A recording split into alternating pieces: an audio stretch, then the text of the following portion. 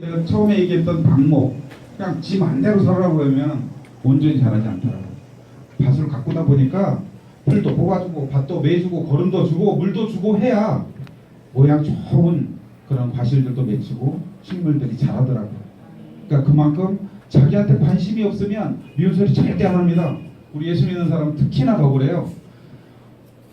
그 사람을 사랑하지 않으면 절대 아픈 소리 안 해요. 뭐하러 아픈 소리예요. 자기도 상처받고 남도 상처받고 자기 분위기 좀 안 좋아지고 나쁜 사람으로 낙인받는데 뭐하러 그렇게 하겠어요. 정말 여러분에게 뼈아픈 얘기하는 것은 여러분을 정말로 사랑하기 때문에 뼈아픈 얘기하는 거예요. 그거를 감사로 받아들이면 저와 여러분은 하나님이 보시기에 귀하게 아름답게 사용되는 줄로 믿습니다. 잠언 12장 1절에 이렇게 되어 있습니다. 훈계를 좋아하는 자는 지식을 좋아하나니 징계를 싫어하는 자는 짐승과 같으니라. 훈계를 싫어하면 짐승된데요. 너무 좀 세긴 한데 그만큼 훈계를 감사하는 여러분 되기를 간절히 부탁드립니다. 세 번째는 훈련을 통해 얻는 보상이 있습니다. 처음엔 교정받는다는 것이 트집 잡는 것으로 보일 수가 있습니다. 하지만 훈련을 통해서 더 유능하고 효율적이고 바람직한 일꾼으로 되어질 수 있습니다. 일을 하게 되는 거거든요. 근데 그것을 올바른 방법으로 바꾸려면 엄청나게 힘들어요. 이게 조금 어떤 일을 하다가 어떤 행동을 하다가 정상적인 방법으로 하라고 해서 막 힘들게 고쳐요. 근데 조금 지나보면 예전의 모습대로 그대로 하고 있어요. 근데 그게 우리의 삶이 그래요. 하나님한테 정말 은혜 받고 하나님께 영광을 돌려드려야 되는데 생각을 많이 해요. 그 다음에 한 번쯤은 행동을 합니다. 그러고 나면 하나님께 감사드리는 그런 모양으로 나도 모르게 돌아가죠. 여기서 필요한 건 훈련이라고.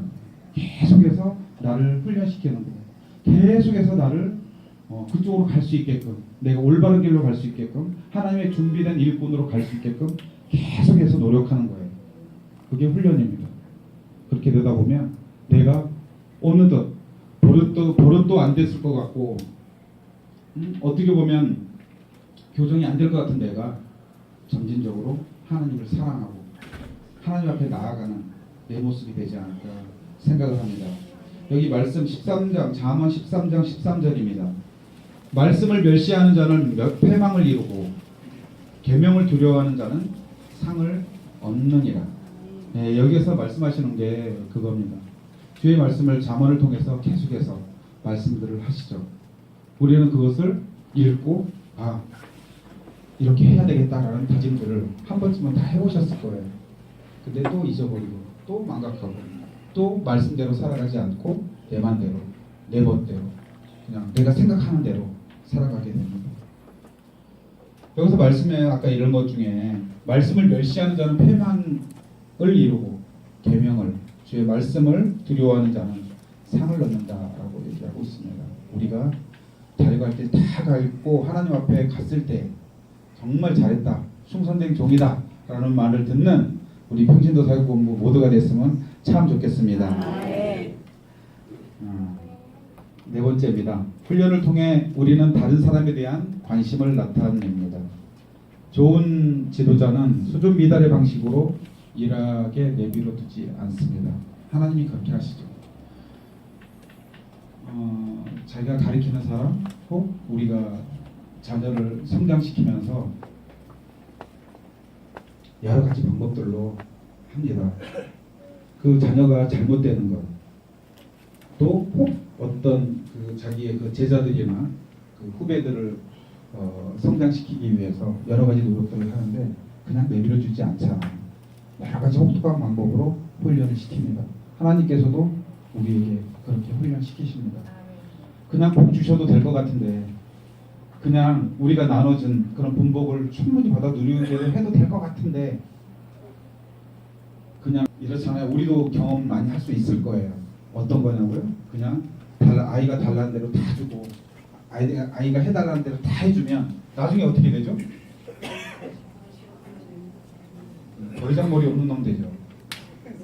하나님께서 그런 뜻을 가지고 우리에게 계속해서 우리가 그 훈련할 수 있도록 계속 하시는 거 아닌가 하는 생각이 듭니다. 우리가 정말로 교육을 받고 여러 가지 훈련들을 받아서 우리는 참 잘 살고 있고 참 행복하게 살고 있어. 그리고 주의 일을 잘 감당하고 있어. 라고 하지만은 하나님께서는 그럼에도 불구하고 우리를 더 좋은 사람으로 만드시려고, 더 좋은 일꾼으로 만드시려고 여러 가지 문제들을 주십니다. 문제가 아까 일을 주지 않으면은 어떻게 된다고요? 다 잊어버렸죠. 얼마 안 됐는데. 하나님께서 일을 우리에게 안 주시는 거는 뭐 한다고요? 저주라고요. 저주. 그러니까 우리에게 일을 계속해서 주시려고 우리를 훈련하시는 거예요. 훈련하시기 때문에 우리가 존재하고 있고 우리가 살아있는 거예요. 우리가 정말 많은 사회 현상을 보면서 내버려 두거나 내지는 무관심했을 때 일어나는 그런 사회 현상들이 정말로 많습니다. 무관심하게 되면 그 자가 알아서 죄악의 길로 빠집니다.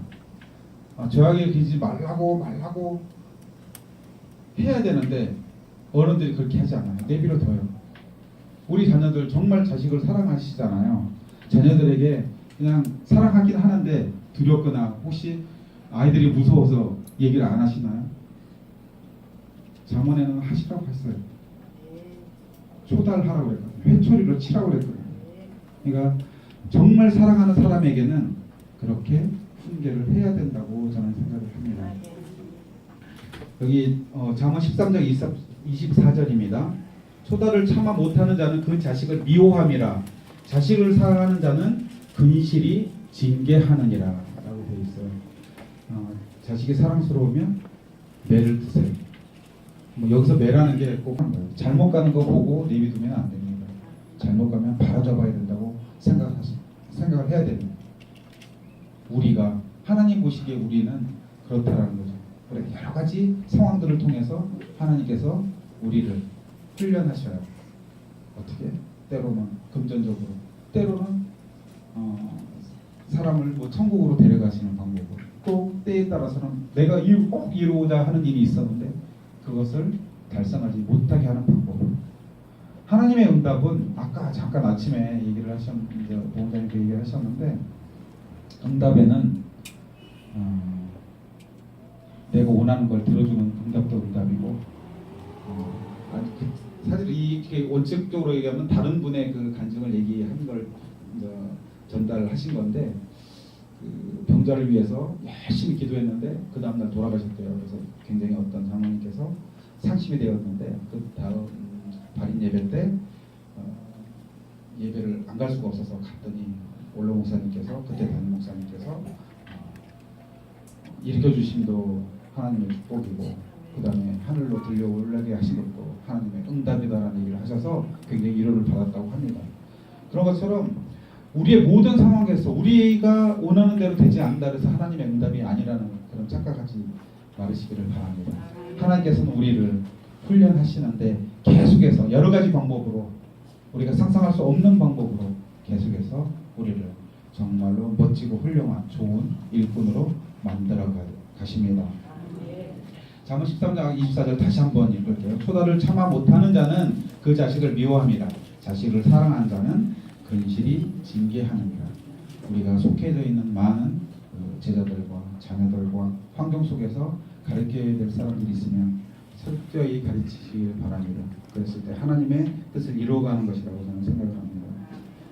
다섯 번째 마지막이고요. 가장 큰 실수는 훈련을 거부하는 것이다 라고 제목을 잡아봤습니다. 일이나 행동이 문제될 때 교정받기를 거부하는 사람은 오만함과 도저히 용납할 수 없는 교만을 드러냅니다. 훈련받는 거 아까도 계속 얘기했지만 훈련받는 거 되게 힘들잖아요. 그냥 이왕이면 좀 잘 먹고 잘 살게 또 자녀들에게 또 원대로도 해줄 만큼 좀 물질의 부도 있었으면 좋겠고 또 어떤 유명한 목사님 우리 뭐 원로 목사님 담임 목사님처럼 말씀도 아주 잘해서 그냥 말씀 드리면 그냥 너무 그냥 마음이 풍성해지고 이런 능력을 내가 좀 가졌으면 좋겠는데 우리 그렇지 않잖아요. 그렇지만 여러분들이 결코 부족하거나 약하거나 아무 쓸데없는 사람이 절대 아니라는 거예요. 다만 그분 그래서 거부를 합니다. 그거 안 해도 된다고. 하나님 나 이거 좀 피하게 해주세요 라고 기도하면 좀 나아요. 그냥 기도도 안 하고 말씀도 안 듣고 그냥 안 하는 거예요. 거부하는 거죠. 그렇기 때문에 그 결과는 너무나 뻔해요. 저도 마찬가지입니다. 저도 계속 훈련해야 되고 계속해서 하나님의 말씀을 순종하고 나아가려고 애씁니다.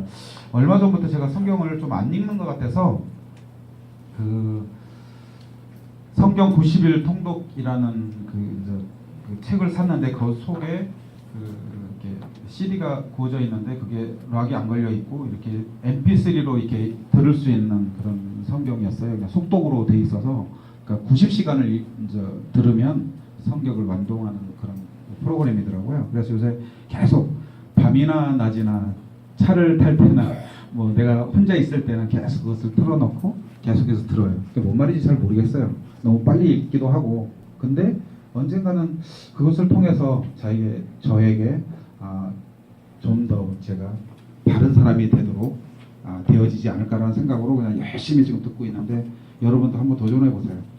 그러면 참 좋을 것 같습니다. 지금 5번째 하고 있는데요. 가장 큰 실수는 훈련을 거부한다고 했잖아요. 우리가 거부하면은 기회를 잃는데 그냥 잃는 게 아니고 가진 것까지 다 빼앗깁니다. 그냥 거부하는 걸로 끝나는 게 아니에요. 그 요즘 세상에는 너무나 세상이 좀 빡빡해요. 그냥 저는 이제 조그맣게 그 사업을 하고 있는데요. 제가 안 하면 옛날에는 제 거였어. 안 해도 제 거였어. 왜 그랬냐면 제가 하는 그 일을 좀 잘해서 업체가 나 아니면 안 되는 일이 좀 많았었어요. 그냥 내가 뭐 굳이 뭐 안 한다고 해도 어차피 돌아서 나한테 올 거였기 때문에 그런 이제 건방진 배짱이 좀 있었는데요. 지금은 안 그래요. 안 한다 그러면 바로 딴 데로 가요. 거부하면 내가 할 수 있는 게 없어요. 지금은 그냥 아멘하고 받아들이고 해요. 좀 마음에 안 들어요. 단가도 좀 작고 우리 직원들 일하기도 좀 피곤할 것 같아요. 그래도 해요. 왜? 그거 안 하면 회사 존립하기가 힘들 것 같으니까 한다고 해요. 그리고 또 힘들어 애써서 합니다. 일을. 뭐 이게 비유가 맞는지 모르겠지만 우리가 훈련을 자꾸 거부하면요 자기가 다 바뀌는 거예요. 나중에는 아무것도 내 안에 남아있는 게 없어요. 결론은 훈련시키시는 목적은 하나님께서 훈련시키시는 목적은요. 여러분 한 사람 한 사람이 하나님께서 보배롭고 존귀하게 만드셨고 그것을 나타내며 하나님의 복음을 전하라고 각자에게 주신 탤런트가 있고 사명이 있습니다.